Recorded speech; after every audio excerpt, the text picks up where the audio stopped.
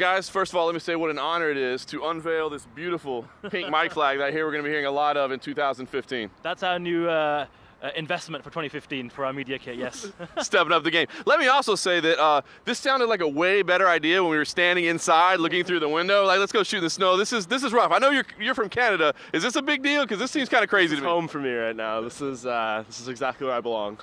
All right, let's talk about it. We're here in Stockholm, big fight card this weekend. I want to get the European perspective. Sure. It was Conor Mania in the United States last week. Everything was about Conor. Now we're coming to Stockholm. This could be the second biggest crowd of all time in the UFC history. We don't know for sure. We haven't heard about tickets, but I've heard they're doing well. Yep. But I'm not getting the feel that it's such a huge event, at least from the American perspective, but maybe it's just Conor hangover. So tell me, give me the European perspective. Is this a big fight card? Well, I think for the Conor perspective, everything surrounding one solid superstar in the UFC, the next big thing and all that business, right?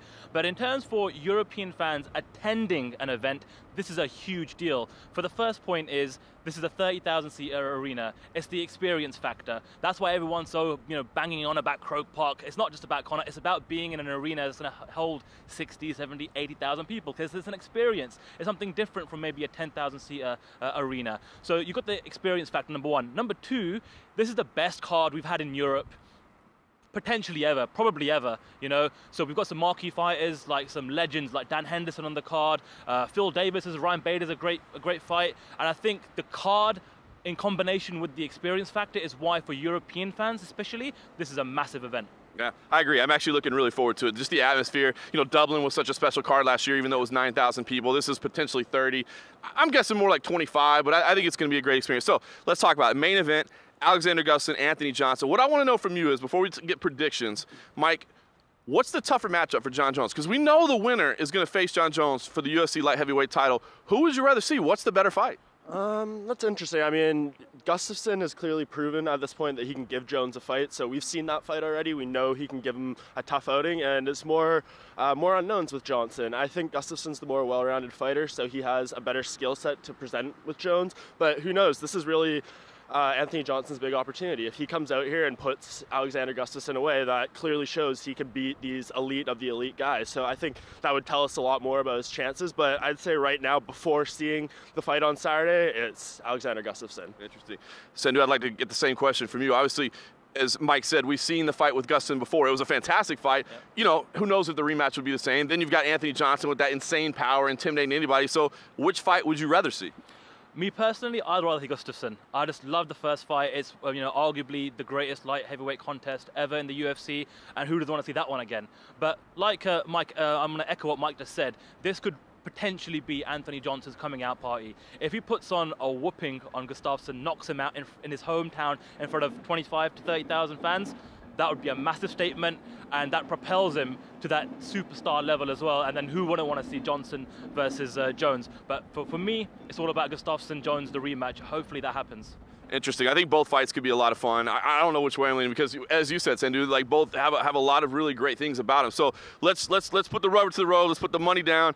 You've got to make your pick. I know you're in last place in staff picks. I know the 2014 champion. You're last place. I just want to let you know right now. So you got to come out, put it down right now. Who is winning this fight? I'm going with Alexander Gustafsson. I think he's, as I said earlier, he's the more complete fighter. I think the speed is going to be a big difference maker for him here, a really important factor of the fight. And it's going to be interesting, though. I mean, Anthony Johnson, this kind of reminds me in a way of the Dan Hardy fight. He was like, he's fighting a guy who's another striker. Everyone's expecting the stand-up war that's going to be awesome. And he went out there with a wrestling-heavy game plan and took it down. And for this fight, if you want that title shot, you need this win. So maybe he tries to go a bit of a safer strategy, but I think if it is a stand-up fight the way we're all anticipating it to be, I think Gustafsson has that because he's just the more complete striker, has a more diverse skill set.